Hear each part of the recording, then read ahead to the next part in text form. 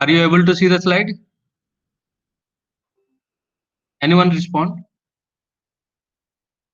Yes, sir. Yes, sir. Okay, fine. Then I am going forward. Today I will discuss very important concept of linear algebra, that we are calling it linear independence. So if you are discussing about linear independence in parallel, also you are discussing about linear dependence as well.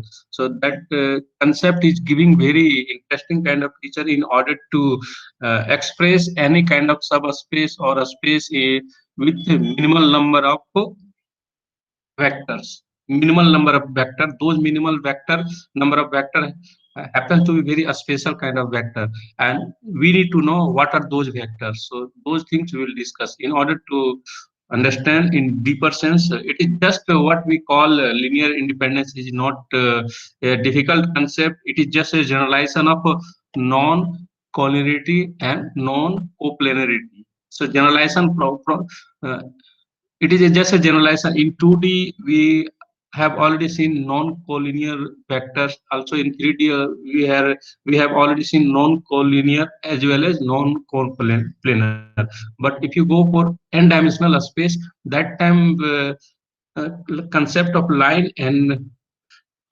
plane happens to be very abstract.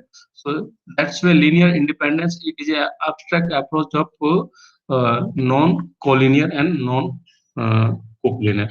So those things we will discuss. So I will uh, start this from concluding linear subspace.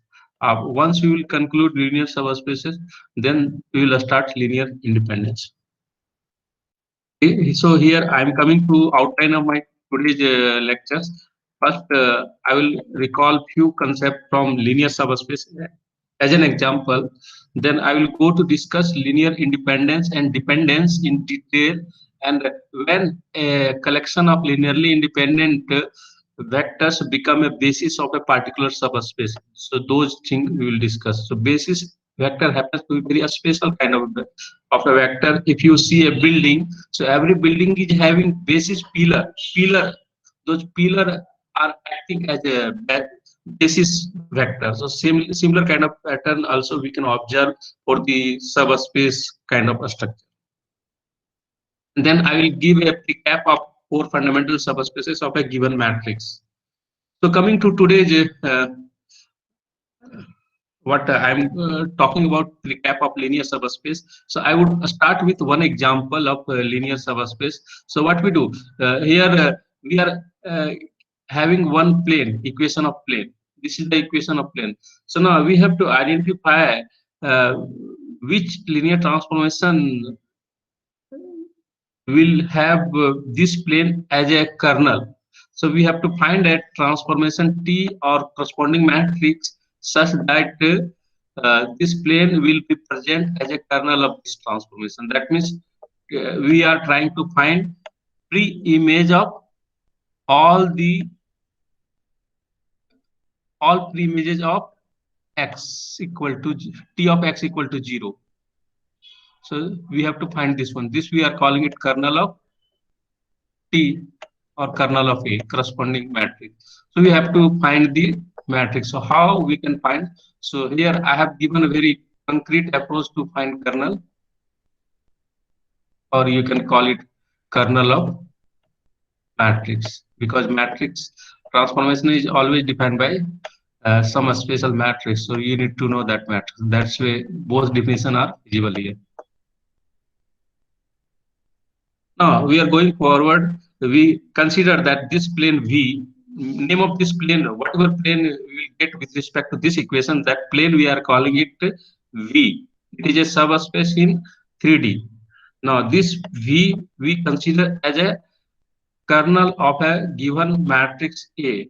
Then we have to find matrix A. So how can you find? So in order to find matrix A, we have to rearrange this. We have to write this one in the form of A times X, because in kernel of A we have already seen that what is kernel of A. It is talking about solution of space or vector, all those vectors which are mapped to 0 under A. This is the kernel definition of kernel of A. So that's why we have to put in this matrix form. So we came across this in this matrix form, that means it is a matrix is having a single row. Now what we do, we can further make it like this way, uh, as per our desire, what dimension we need, or what different size we can go for, what we do, linear combination of row. So first row is your original row, then what you do, keep on taking a linear combination of the first row, it is twice of the first row, and this is the thrice of the first row. So it will not change. These are, you can call it redundant rows. It is not affecting much in the process of finding kernel of the matrix. But what will happen, whether you take this matrix as A or you take this matrix as A, whatever, that means whether you define a transformation with respect to this matrix or this matrix, the corresponding linear transformation will have this plane as the kernel. So we are getting a collection of matrices which will have the same plane as a kernel. So that idea I'm giving. So keep on taking a scalar multiple of rows. In that process you will get variety of operation matrices and corresponding transformation. So matrix, so answer for this question is this. So this is the matrix such that kernel of this matrix equal to the given plane we got. So someone may want to go for so bigger size of matrix, then what we, so here number of column is fixed here, but number of row it is varying. So I had already told that if you are interested to find kernel, then always what is happen, your domain is fixed, but your range may vary, depends upon your requirement.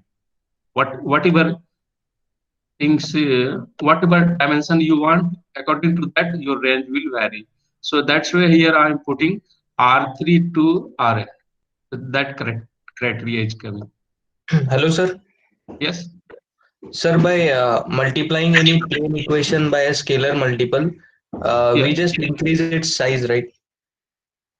Yeah, even you don't say increase size, you are not doing anything, just you are multiplying. Line is happens to be infinite, or plane happens to be infinite, just you are playing with a scalar, you are multiplying a scalar with both sides.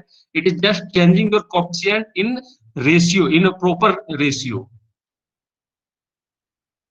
Here what you do, if you multiply this plane with 2, then your ratio will be fixed. So here right now, your what is that, that means your one thing that you have to visualize, normal always, I had told that always write equation of line in this form, equation of line or plane in this form, A transpose X.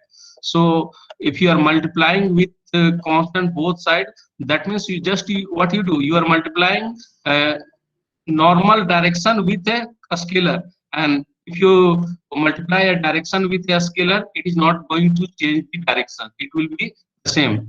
You know that from your high school, you know, in a vector, if you multiply with a scalar, it is not changing the direction, it is just changing the magnitude. That is the concept. Did you get? Yes, sir. Okay. Okay, then I'm going forward. So another question was here again, what we do, the same plane we will try to find a transformation or a matrix, so that the plane will be image of that transformation or matrix. So in order to do that, what representation we have to do? We have to represent this one in this form. That means here it is, we consider this one is in reduced form. When you are going to find image, always consider image happens to be a linear combination of column vectors.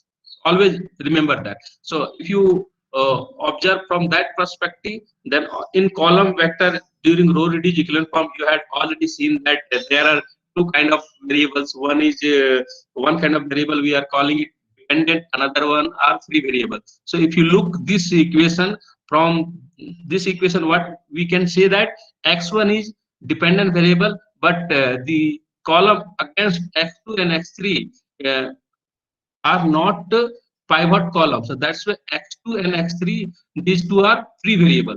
These are free variable FV, and X1 is dependent variable.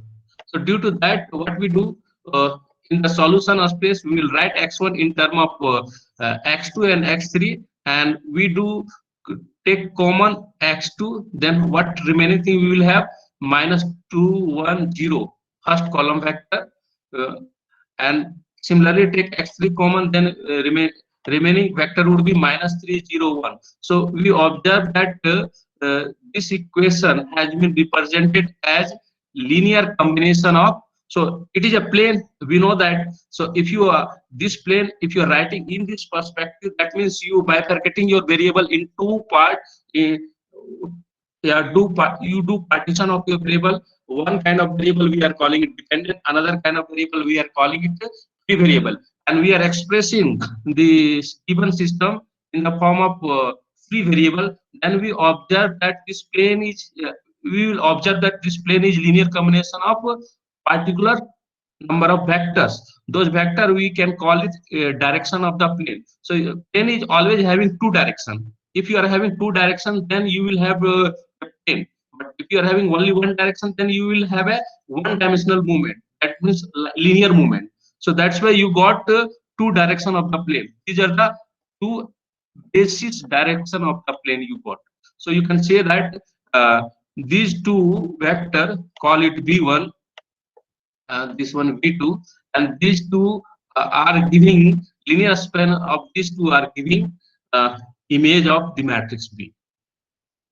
So here image always happens to be as a linear span of vector. So whatever. So here, in order to get a same image of variety of matrices, what you do? So this, what is the relation between this matrix and this matrix? Relation is that what we observe here in third column, it is linear combination of the first two column. So if you do linear, if one column happens to be linear combination of other independent directional vector, then what will happen? You can simply say that that vector behave like redundant. So it is a redundant vector. I will introduce redundant vector in detail. What is the concept of? So you can simply say that if you are taking V3, V3 is nothing, just say you got to V3 by summing V1 and V2. That means V3 is equal to V1 and V2. And if you apply elementary operation, you will observe that this column, it becomes a redundant column, or you can non say that it becomes non-pivot column due to that. V3 is not much important, so it will have the same image what this matrix is having. Both matrices will have the same image. That is the criteria. So further examples here you can observe. This one is one important example. What idea I had given about redundant columns. So here very important concept is sometime I'm introducing one word, then always try to understand what is meaning of Excuse me, sir. redundant. Yes. What is the relation between image and kernel, sir? In last class I had told that image directly we will not talk about relation between image and kernel unless it is a self mapping. So image was a subset of, it was containing codomain or target space. Suppose you are having a linear transformation. So I'm writing linear transformation as A, because we know that every linear transformation is defined by some matrix. So that's the matrix. So A is a linear transformation from Rn to Rm, and you know that Rn is a domain. Here it is a domain from your function concept, and Rm is what? Your target space or codomain space. So image is always a subset of your target space, or you can call it Y space, target space. And kernel is always a subset of what? Rn. Yeah, it is a Rm, domain space.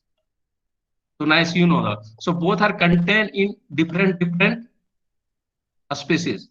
One is coming in domain space, another one is coming in codomain space or target space. So directly we can't say relation between these two, but unless if it is mentioned that x and y both are same, if it is mentioned if both are same, that means it is a self mapping. That kind of a mapping from a set to itself, we are calling it a self mapping. That means A is a transformation from Rn to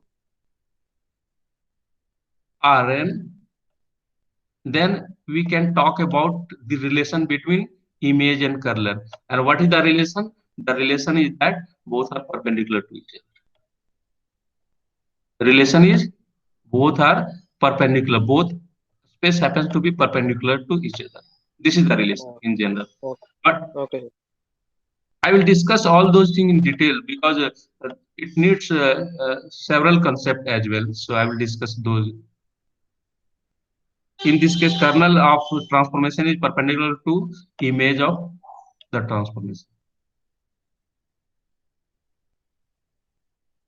There is a SVD.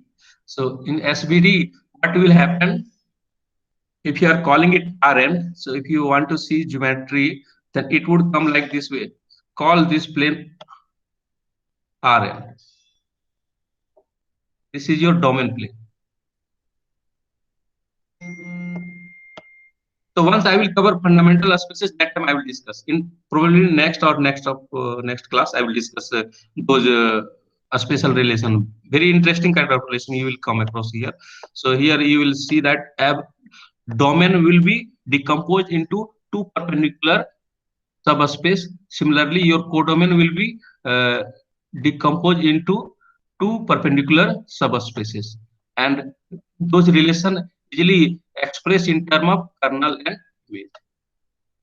Here your kernel will come. I will discuss in within few class. I will discuss those things because I have to cover 4 fundamental subspaces in order to go for detail of all the perpendicular nature kind of thing. Okay, I am coming to here. Find the vector in R3. Okay, so all columns happens to be three-dimensional vector. So question here: find vectors in R3 that span image of this one. We have to find. And next question here, you observe two questions. One question is find the vector of vectors in R3 that span the image of this matrix or this transformation. Another question is what is the minimal number or a smallest number? Both are same word. Minimal number or a smallest number of vector needed to span A. So what we do? So we will do here truncation. We will try to find redundant column. That means those are coming from the basis columns. So what are the redundant columns? So here easily we can observe that before going to. So what we observe that consider V1 equal to, call this one V1. First column V1, second column of the given matrix with V2, third column V3, and fourth column V4. Then if you try to observe closely, what is the relation between V1 and V2?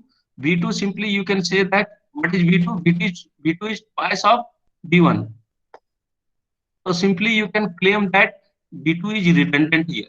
When you define linear transformation, V2 would be redundant because V2 is twice of V1. Similarly, if you see relation closely V4, what is V4? V4 is summation of V1 and V4, V3. So that's why V4 is also redundant.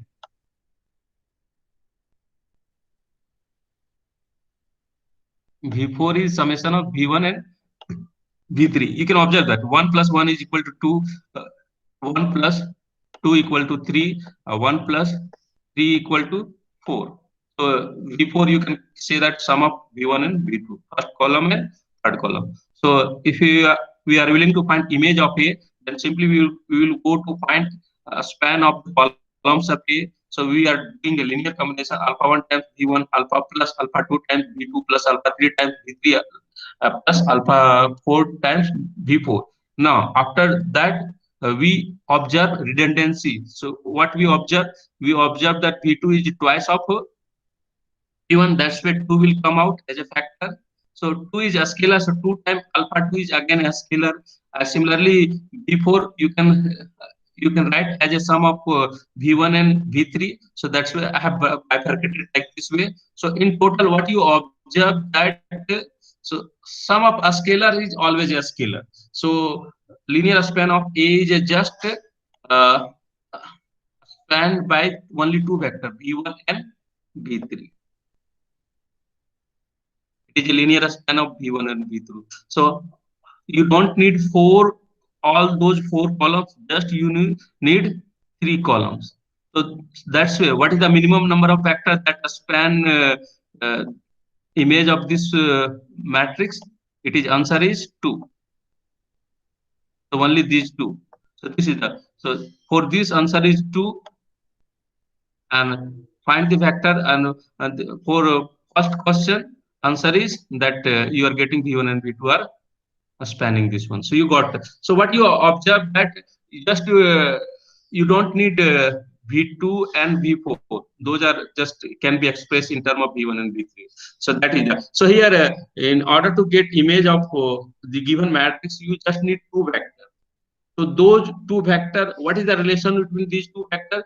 Here we can observe that V2 and V1 are not collinear. Two property we can observe from here. One property, V2 and V1 are not collinear. Second, that means that property we are calling it linear independent in general. It is non-collinear. Our second property we observe that image of the matrix or transformation is what? Linear span of V1 and V2. Linear span of V1 and V3. Sorry, V3. Here V3 would come. V3 is not in the line of V1. That means V1 and V3 are non-collinear. That means linearly independent. And V1 and V3 span out complete image of A. Two properties we have already observed. So these two properties are the backbone of defining a basis of a given subspace. So graph I have already plotted here. This is the plot of image of A. Now coming to linear independence or independence of kind of things, there will also after understanding linear independence or dependence, we will define basis and coordinate of a vector. Action of vector or vector. So what is it? So linear dependence. First, I would discuss about linear dependence. So I would like to call it. It is a generalization of collinearity or coplanarity. So what is the definition of collinear? If you are having two vector V1 and V2, then we will call these are collinear if V1 can be expressed as a linear combination of V2 or V2 can be expressed as a linear combination of a scalar multiple of V1 for some alpha, some non-zero alpha. So non-zero kind of alpha will come here. So what does it mean? It says that V1 and V2 both are in the same line passing through origin. This one is the one-dimensional linear space because line happens to be one-dimensional. Now we are talking about coplanar. If you are taking any three vector V1, V2, and V3, then when we will call these three vector coplanar, first criteria is that these two vectors must be V1 must be non-collinear, should not be on the same line. And second, if you are taking V3, we can express some as a some linear combination of V1 and V2. That means at least it is here alpha 1 and alpha 2. At least one of them must be non-zero. Some non-zero value. And that means it simply says that V1, V2, V3 are in the same plane passing through origin. So this representation is giving as a picturization. We are calling it two-dimensional linear subspace. So these two concepts were for linear collinearity and coplanarity. So we can generalize these two n-dimensional space that we are calling it linear dependence. It is generalization of collinearity and coplanarity. So we are calling, suppose we are having vector v1, v2 up to vr, which would be linearly independent. There exists some non-zero scalar, some non-zero scalar, or you can say at least one non-zero scalar, so that if you take linear combination of these one, it would be equal to 0. That means it is what it is talking about, one plane kind of a structure or hyperplane kind of a structure which is passing through origin. So this again I would like to write like this way. So I am taking here, what is the variable thing here? Alpha is variable and v is fixed. Always remember when we are talking about quantity or coplanarity, so vector happens to be fixed. So alpha is variable. So alpha consider as a r dimensional vector. It is having coordinate alpha 1. Vector is all about writing many things in together. So that's why it is giving a compact representation. So alpha vector is this one.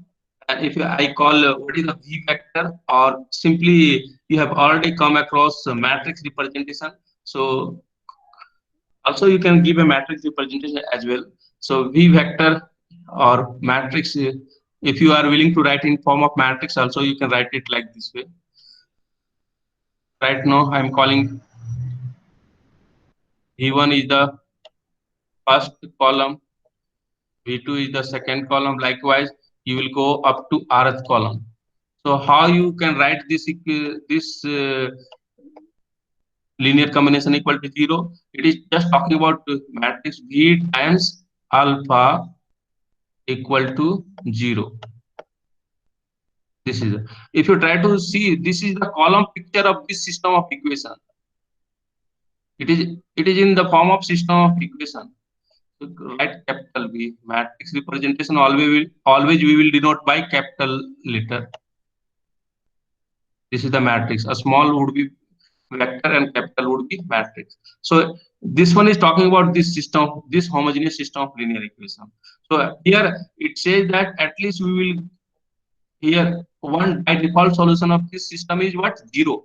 But we don't want 0 solution. At least we have to, if there exists a non-zero solution, at least one non-zero solution, then we will say that these vectors are linearly dependent. So it is all about, again, to take a system of linear equation. It is all about solving system of linear equation. So that's where I had discussed in initial classes that it is very important to solve linear system of linear equation. So here, same this linear dependence further. Yes. Hello, sir. Any question? Sir, when we do alpha 1 v1 plus alpha 2 v2 up to alpha r vr is equal to 0, then we are defining its coplanarity because that is a plane passing through origin. But how do we define the collinearity? Yeah, quality, it will be actually only if you are having two vectors and both happens to, only two vectors, both happens to be linearly dependent, then quantity will define like this way: alpha 1 v1, alpha 2 v2 equal to 0, and we are getting some non-zero alpha I. Then this is the criteria of linear line. So what you have, if suppose we are saying that non-zero solution, that means alpha 1 equal to non-zero, alpha 2 equal to non-zero. So from here what you will derive? Sir, that You derive 1 by 2 will give another v2 equal to, yeah, v2 equal to minus times alpha 1 by alpha 2. That means what is meaning of this? You might have already got the answer. Yeah. You might have already got the answer. It says that yes, v2 is in the direction of v1. That means it is talking, both are in the coplanar, collinear. It simply says that v1 and v2 are collinear. But if you take three vectors, then you will talk about coplanar, v1, v2, and v3. take three vector. So V1, similar case. Did you get your answer? Hello? Yes, sir. Okay. So similarly, if you take three vectors, then you will get a coplanar structure from here. So in general, we have taken R vector. So R vector would be something more there. You are going in n dimension, so it would be something more than plane kind of structure. So general form, that's why we are writing in this form. System of linear equation we are writing. Now we are coming to more important and part of this lecture, that we are calling it linear independence. What does it mean? That means it is generalization of non-collinearity, or we can call it non-coplanarity. So how we can define non-collinear vector? If you are taking two vector, then two vector would be non-collinear if uh, we can't express one as a linear combination further. This, or we can't express a linear for any alpha. For any alpha, we can't express like this way.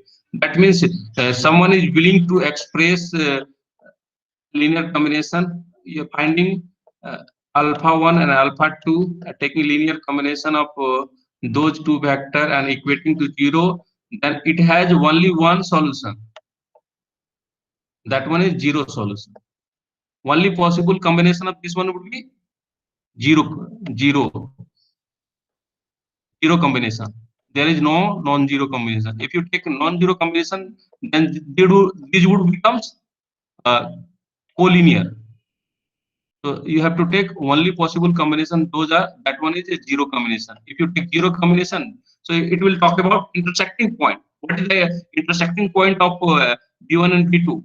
It is the origin. So it has only one common point. That one is origin. So that's why B1 and B2 are non-collinear. That means those are not in the same line passing through origin. Similarly, if you are taking three vector V1, V2, and V3, and we will call these are non-coplanar if we can't write V3 as a linear combination of remaining V1 and V2. There is a meaning of giving a proper ordering in order to simplify your approach to identify a given set of vector, whether it is linearly independent or not. So there is a proper meaning. So I will talk about algorithm. Through that you can come with this concept, how to identify linearly independent. So those kinds of, there is a proper ordering. You need to focus on those as well. So we are unable to express as a linear combination of V1 and V2 for any non-zero scalar alpha 1 and alpha 1, alpha 2. And that means simply we are saying that V1, V2, V3 are not in the same plane. That means they are giving a 3D structure. If you are taking three vectors which happens to be non-coplanar, that means we are getting a 3D space, 3D structure. So V1, V2 might be in the same plane, but V3 would be in the different plane. So you will get a 3D structure. So we can generalize this concept of linearly independent and to linearly independent. What does it say? If you are having vector V1, V2 up to VR, we will call these are linearly independent if there is no non-zero scalar. There is no non-zero scalar alpha 1, alpha 2, alpha r such that this linear combination is equal to 0. That means it simply say that there is only one linear combination is possible between linearly independent vector. That linear combination is the 0 linear combination. That means if we are taking a linear combination equating to 0, then it will have only 0 solution. All it is talking about vanishing of all the alpha i's. In similar way, you can put whatever I discussed in last case. In case of linearly dependent, similar way you can put this one as a system of linear equation. V times alpha. Alpha is a vector, high-dimensional vector. V is a matrix having columns V1, V2 up to Vr. So you can put like this way, and you are talking about the system is having only one solution. That solution is 0 solution, trivial solution, or that's 0 solution. Also, we are calling it a trivial solution. It is having only one solution. So what does it say? It is giving many different meaning. It is also saying that the rank of this matrix V, it would be R, whatever, and regarding consistency of system of equation, whatever I had discussed, those things would be applicable here. Also, you can say that V would be invertible, and many criteria you can say it here. So one important factor I would like to introduce here, redundant factor, and then we will try to see the concept of linearly independent and dependency with respect to redundant factor. How these things redundant factor, it will give a clear picture to identify dependent or independent vectors. Consider again R number of vector from n-dimensional Euclidean space, and then a vector vi in the list. You know that about list from your course data structure. You might have already across might have already gone through list kind of things. So it must be in a proper order. So if you are taking vi in the from the list, then we will call vi is redundant if it is a linear combination of the preceding vectors. That means up to I minus 1 vector. So if you are expressing vi as a linear combination of v1, v2 up to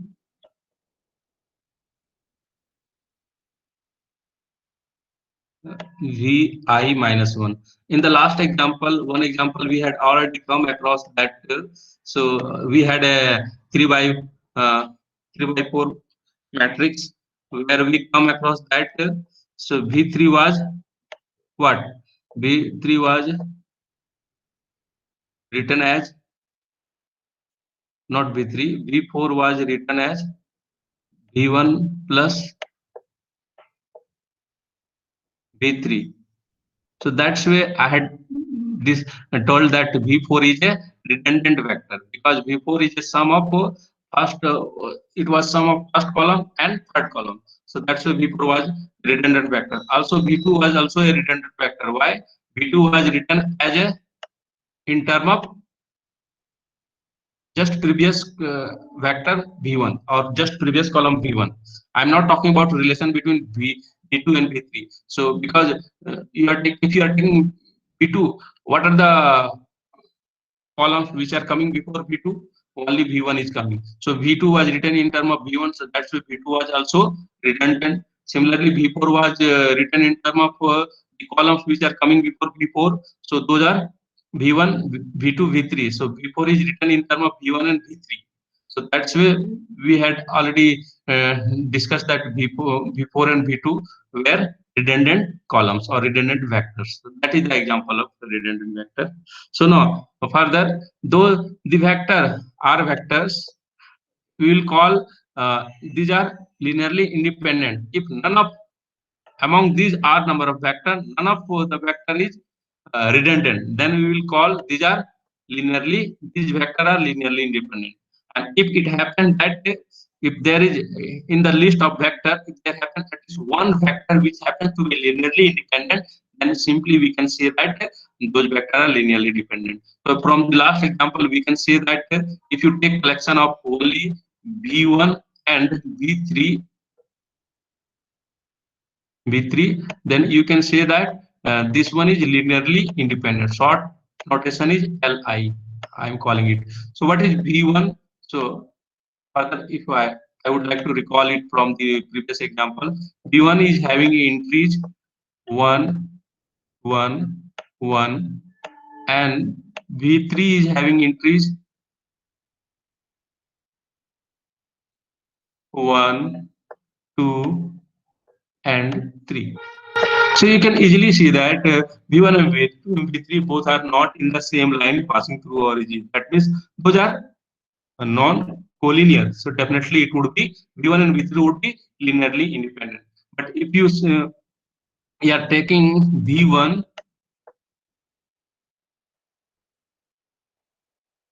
v2, that means second column of the previous matrix, v3 is third column of the previous matrix, and V4. That if you're taking this collection of vector, then this collection of vector is linearly dependent. Why? Here V2 and V4 are redundant vector. So here you can easily see that V2 it was twice of V1. That means V2 is having entry 2, 2, 2, and V4 is having, it is the sum of V1 and V3. That means it is having the entry 2, 3, and 4. So easily, so you can say that these two are redundant. Call it redundant vector. V2 and V4 are redundant vector. Due to presence of redundant vector in this collection, we are calling this collection is linearly dependent. If there is no redundant vector, you are unable to see any vector which is a linear combination of the previous vectors, then simply you can say that that collection is linearly independent. So that is the criteria we are saying that. So so vector V1 up to Vr, it forms a basis of V if this collection happens to be linearly independent. So it forms a basis. That means it is giving a minimal number of vectors which span out the given vector. Minimal number of vectors. So basis is, again, it is taking two things. It is taking minimal number of linearly independent vectors. So that we are calling, that is the basis. So basis, simply short name, you can say that basis what? It is a minimal number of linearly independent vectors. Basis. So if you suppose just you consider a big building, and what you do? Keep on breaking the pillars or base pillars. So what will happen? If you break few pillars and your building is not collapsing, it simply means that you are just breaking the non-redundant columns or non-redundant pillars. But if you break a very specific pillar, due to that some breakage is happening in that building, that means it simply says that you are just playing with some of the basis pillar. So that is the criteria. So basis, you can say that it is the minimal. That means simply you can break few pillars for that building, and breaking few pillars, it is, suppose it is not affecting the building, it simply says that you have broken only redundant pillars, and once you after breaking some kind of collapse is happening, that means you are breaking the basis pillar. That is the criteria. So minimal number of linearly independent vector.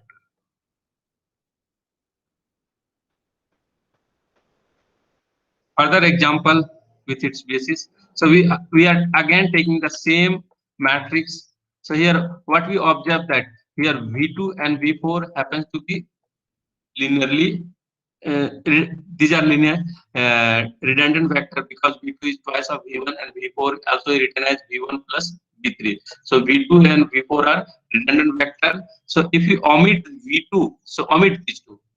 We don't need, because these are redundant. So omit these two. So what are the remaining thing? So remaining, if you take remaining vector V1 and V3, so you can easily observe that these are linearly independent. And if you take linear span of this one, so linear span of this one is giving image of V. So that's way we can say that V1 and V2 are basis element, or simply you can say that basis of the image of A. Basis of image of A is V1 and V3. So that is the criteria of finding basis. It always say that first criteria, linearly independent. It is talking about must be linearly independent. Vector must be linearly independent, basis vector. And second, linear, if you are taking linear span of that basis, denote the spaces by, some book are denoting by beta and some book may give different notation. So beta is linearly independent, the collection of vector. And second, if you take linear combination of linear span of beta, then it will give your image of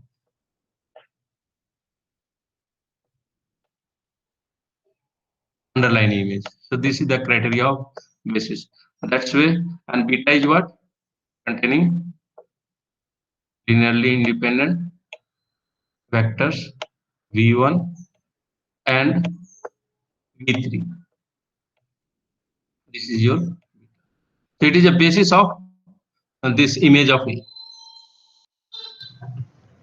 I think time is already 45 minutes. Regarding attendance, go and mark your attendance there in Google Classroom. I have already created a link.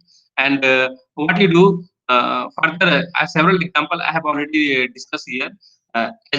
And again, recap in next class. I will discuss this example, and I will start in next class few more interesting kind of concept. That concept is an algorithmic approach to identify a given set of vector, whether it is linear or linearly independent or not. That means linearly independent or dependent. So an algorithmic approach we will talk about. For linear independent concept would be different, and for linearly dependent concept would be different. Okay, if you are having any question, you can ask. Otherwise, I'm going to wind up today's class. Hello, sir. Yes. Sir, you told about two conditions that after removing the reductant vectors, whatever remain, it must be linearly independent. And sir, what was the second condition about image? Span. I discussed about a span, linear span of those non-redundant vector or linearly independent vector. It will be complete equal to image of the transformations. So like this way, it is coming. Okay.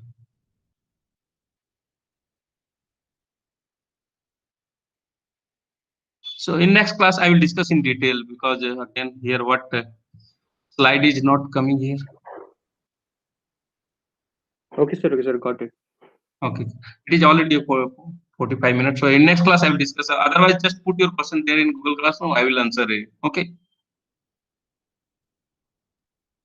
Okay, sir. Okay. Thank you everyone for attending question and